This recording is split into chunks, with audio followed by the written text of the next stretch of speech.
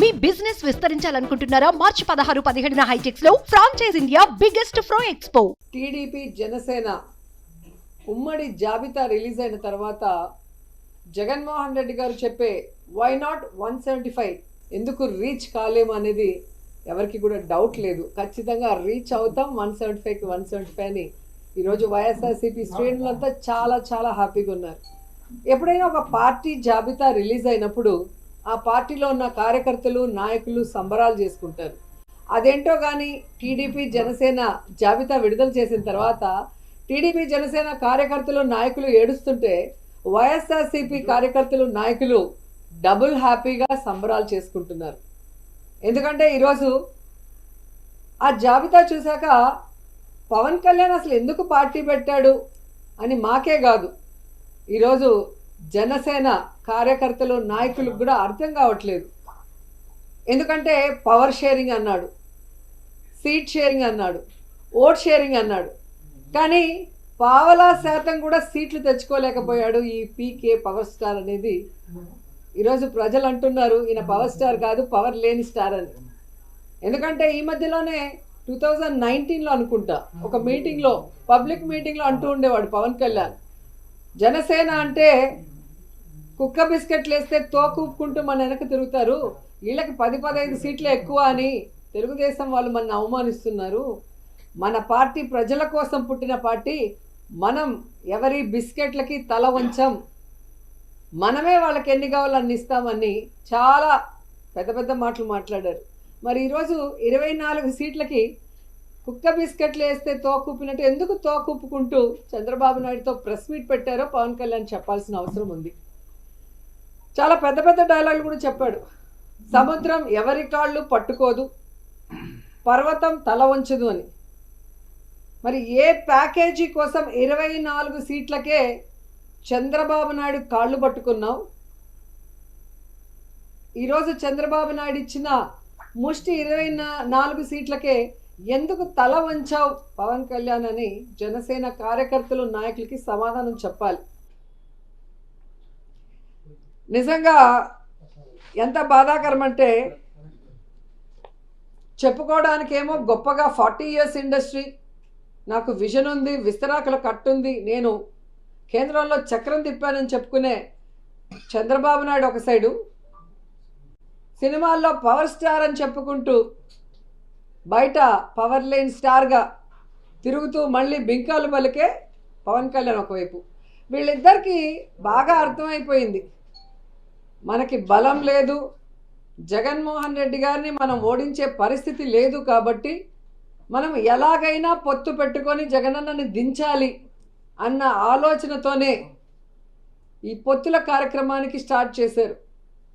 కొద్దిసేపు బీజేపీ సంకనెక్కాలని చూస్తారు, బీజేపీ సంఖ ఎత్తించుకోపోతే కాంగ్రెస్ సంకనెక్కాలని చూస్తారు, ఆ కాంగ్రెస్ ఎక్కించుకోకపోతే పిల్ల పార్టీలతో పోవాలని చూస్తారు. అంటే వాళ్ళల్లో వాళ్ళకి ఒక గందరగోళం, ఎవరితో పొత్తు పెట్టుకోవాలి, ఎలా వెళ్ళాలి, ఎవరు మనని పొత్తు పెట్టుకోవడానికి అవకాశం ఇస్తారో అర్థం కాకుండా గందరగోళం పరిస్థితిలో ఈరోజు 118 స్థానాలు అనౌన్స్ చేశారనేది మనం అర్థం చేసుకోవాలి.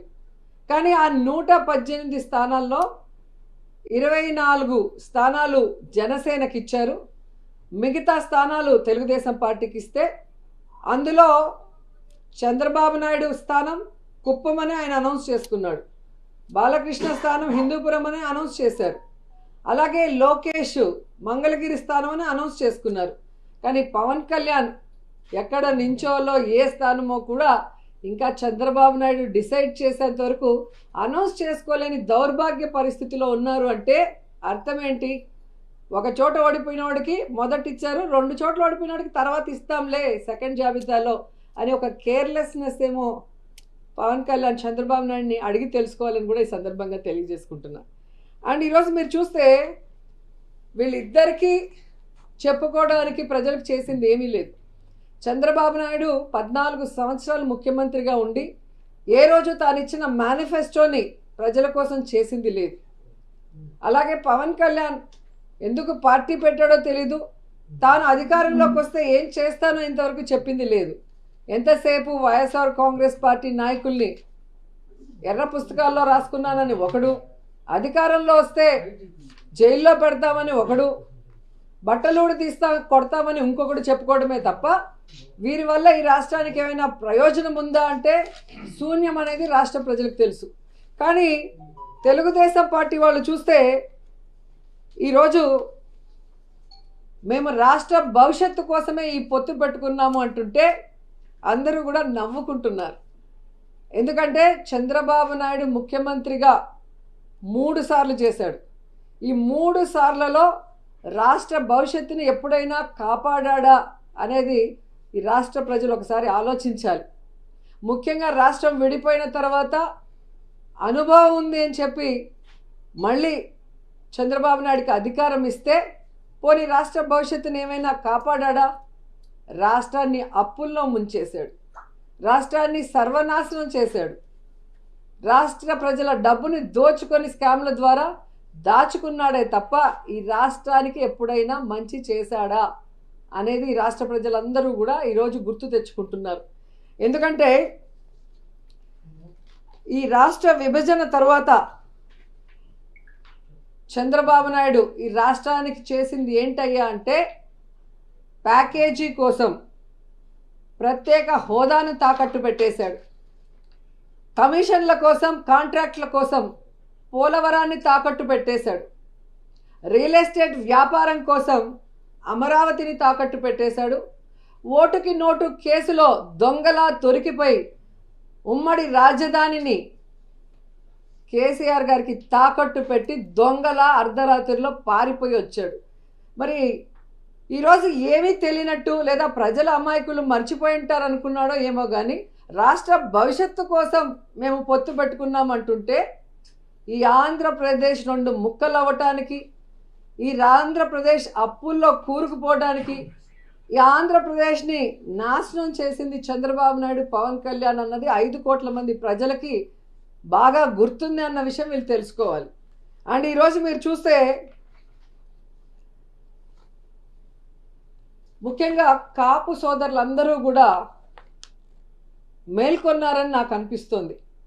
ఎందుకంటే వంగవీటి రంగాన్ని చంపిన తెలుగుదేశం పార్టీ, అలాగే ముద్రగడ పద్మనాభం గారిని అవమానించిన తెలుగుదేశం పార్టీ, ముద్రగడ పద్మనాభం భార్యని కోడల్ని బూతులతో తిట్టి అలా కొడుకుని ఎలా కొట్టి పోలీసులు లాక్కు వెళ్ళారో చూసిన సోదరులు, అలాగే తుని ఘటనలో కాపు సోదరులు కాపు యువకుల మీద తప్పుడు కేసులు పెట్టిన తెలుగుదేశం పార్టీతో ముఖ్యంగా ఈ పవన్ కళ్యాణ్ పొత్తు పెట్టుకోవటం అనేది, అది కూడా ముష్టి 24 సీట్ల కోసం కాపుల ఆత్మగౌరవాన్ని చంద్రబాబు నాయుడు గారి కాళ్ళ దగ్గర తాకట్టు పెట్టడం అనేది జీర్ణించుకోలేకపోతున్నారు. అలాగే పవన్ కళ్యాణ్ మీటింగ్లో సీఎం సీఎం అని అరిచే ఆ పిచ్చి జన సైకోలకి ఈరోజు ఆ తల ఎక్కడ పెట్టుకోవాలో కూడా అర్థం కాని పరిస్థితి. ఎందుకంటే పవన్ కళ్యాణ్ అనేవాడు ఎప్పుడూ కూడా పొలిటికల్ లీడర్గా పనికిరాడు, అతనికి రాష్ట్రం మీద అవగాహన లేదు, ప్రజల మీద ప్రేమ లేదు, పార్టీ కార్యకర్తలు నాయకుల మీద గౌరవం లేదు అన్న విషయం నేను అనేక సందర్భాల్లో చెప్పాను. ఎందుకంటే ఒక కార్యకర్త ఒక నాయకుడు గౌరవంగా ఉండాలి అంటే అది వైఎస్ఆర్ కాంగ్రెస్ పార్టీలో జగనన్న నాయకత్వంలోనే కుదురుతుంది. సొంత జెండా సొంత అజెండాతో ప్రజలకి మంచి చేస్తూ నేను వైఎస్ఆర్ కాంగ్రెస్ పార్టీ నాయకుడిని, నేను వైఎస్ఆర్ కాంగ్రెస్ పార్టీ కార్యకర్తని అని గర్వంగా చెప్పుకునే విధంగా కాలర్ ఎగరేసి గ్రామాల్లో వార్డులో తిరిగే విధంగా ఈరోజు జగన్మోహన్ రెడ్డి గారు ఇచ్చిన మాటకి కట్టుబడి పరిపాలిస్తుంటే తెలుగుదేశం వాళ్ళు జనసేన వాళ్ళు గ్రామాల్లో వార్డుల్లోకి వెళ్ళటానికి కూడా భయపడే పరిస్థితి. ఎందుకంటే చంద్రబాబు నాయుడు ఏ రోజు కూడా చెప్పిన మాట మీద నిలబడలేదు, ఇచ్చిన మేనిఫెస్టోకి కట్టుబడి ప్రజలకి చేయలేదు. అలాగే పవన్ కళ్యాణ్ ఎప్పుడు ఏం మాట్లాడతాడో ఆయన పార్టీ పెట్టిన రోజు నుంచే మీరు చూస్తే అర్థమవుతుంది. పార్టీ పెడతాడు కానీ కంటెస్ట్ చేయడు, సింగిల్గా కంటెస్ట్ చేస్తే తాను కంటెస్ట్ చేసిన 2 చోట్ల ఓడిపోతాడు. ఇప్పుడు బీజేపీతో పొత్తులో ఉన్నాను ఎన్డీఏలో అంటాడు, ఇక్కడేమో బీజేపీతో సంబంధం లేకుండా తెలుగుదేశం పార్టీతో పొత్తు పెట్టుకోవడం చూస్తుంటే ఇతనికి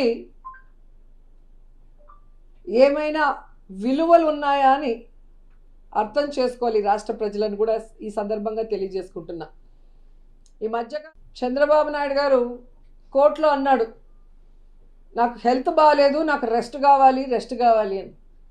నిన్న కుప్పంలో భువనేశ్వరమ్మ చెప్పింది, మా ఆయనకి రెస్ట్ కావాలండి, ఆయన పని అయిపోయింది అని. సో 2024 ఎన్నికల తర్వాత చంద్రబాబు నాయుడుకి పవన్ కళ్యాణ్కి పాలిటిక్స్ నుంచి శాశ్వతంగా రెస్ట్ ఇవ్వడానికి ఆంధ్రప్రదేశ్ ప్రజలు సిద్ధంగా ఉన్నారు అన్న సంగతి తెలియజేసుకుంటున్నా.